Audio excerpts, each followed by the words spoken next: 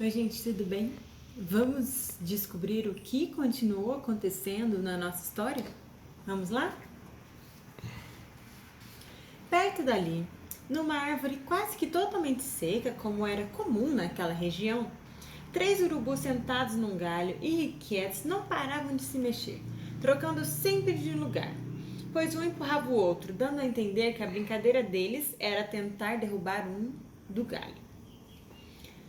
Como eram exímios voadores, embora parecessem bastante desajeitados, sempre antes de cair eles voavam e logo se sentavam na parte interna do galho, começando a empurrar os outros dois que estavam mais na ponta. Como a brincadeira já começava a ficar chata, resolveram conversar. Até que os romanos são nossos amigos, disse um deles num tom de voz rouco e esganiçado ao mesmo tempo. Quando não tem carniça, eles logo crucificam um pra gente. E olha que foram três de uma vez. E você quase que comete um sacrilégio. Já ia bicando aquele homem do meio, o que estava todo machucado. Não viu que tinha uma placa escrita Rei dos Judeus? Retrucou o que parecia ser o urubu mais velho dos três. Eu não entendi foi nada. Se era rei, por que o estavam crucificando? Os outros tinham cara de bandido, mas aquele do meio parecia um santo. Isso mesmo, retrucou o outro em voz alta. Um praguejava, o outro até que parecia arrependido, mas o do meio não dá para entender por que o crucificaram. Seu rosto estava todo masticado e mesmo assim brilhava de amor e bondade. Pouco antes dele morrer ainda falou: Pai, perdoa-lhes, pois não sabem o que fazem. Como se pode perdoar a gente que faz tanto mal a você? Eu ia querer que o mundo explodisse. Só mesmo um santo para falar uma coisa dessas. Deu foi medo na hora que ele morreu. Depois daquele grito, apagou tudo, até o sol. Ficou tudo escuro até as 3 da tarde. Isso não foi nada. Disseram que no cemitério foi o maior pânico. Depois do terremoto, teve até defunto que se levantou, saiu do túmulo e foi andando de volta para a cidade. Ué? Se levantou? Como? Indagou o mais novo. Ressuscitou. Viveu de novo. Saiu andando depois de morto. Já imaginou quando eles chegaram em casa? Mulher! Sou eu! Mudando a voz. Deve ter matado todo mundo do coração. Coisa de outro mundo, tô até com medo. Brincadeira, declarou espantado. Só um Deus para fazer uma coisa dessas. Por isso é que diziam que ele era o Filho de Deus. Vocês falaram tanto que eu já tô com fome de novo. Vamos dar uma voltinha para arrumar um rango? Vamos lá. E logo deu um empurrão no outro e saíram voando pelas campinas em busca de comida. Enquanto isso, numa rua da cidade de Jerusalém, perto de onde ficava o antigo templo, um barulhento grupo de pardais chiureava ao mesmo tempo, mas parecendo que estavam brigando. Até que um deles, gritando bem mais alto que os outros, disse: Calem a boca! Assim não dá! Todo mundo gritando ao mesmo tempo. Ninguém entende nada. Ao conseguir um pouco de silêncio, prosseguiu. Ontem, finalmente eu realizei o meu grande desejo. E será que podemos saber o que era? Disse um outro em um tom de curiosidade. Como vocês sabem, eu sempre morei aqui perto do templo. E de vez em quando eu entro por umas festas que existem perto do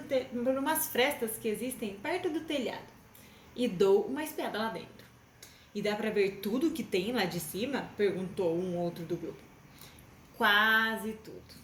Lá dentro tem uma separação feita por uma cortina grossa e enorme, que os judeus chamam de véu.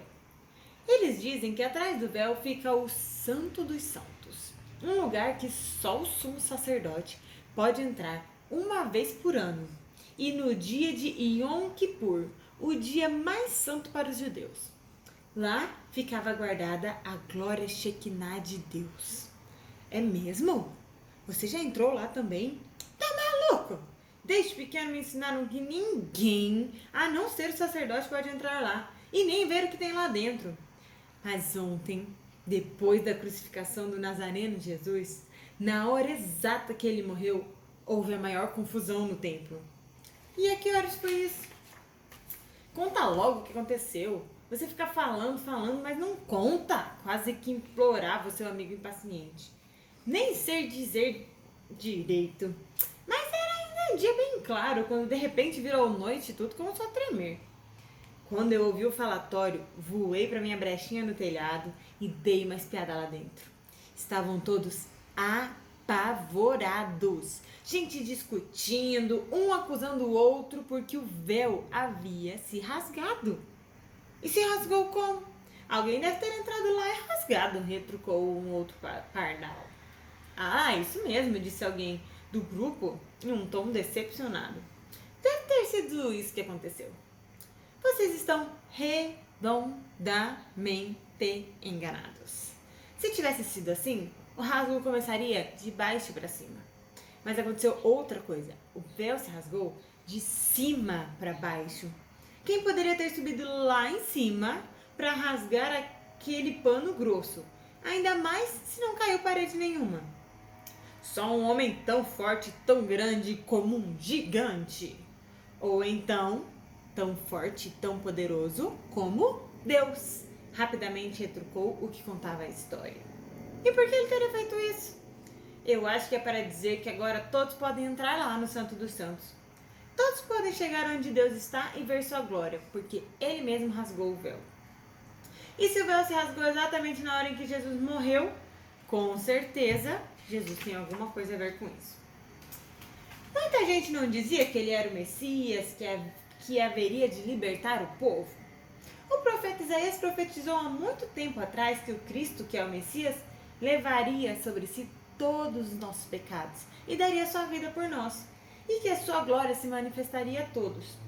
Então eu acho que Jesus é o Messias, pois antes de morrer, os que estavam por perto dele contaram que ele ainda falou: Pai, perdoa-lhes porque não sabem o que fazem.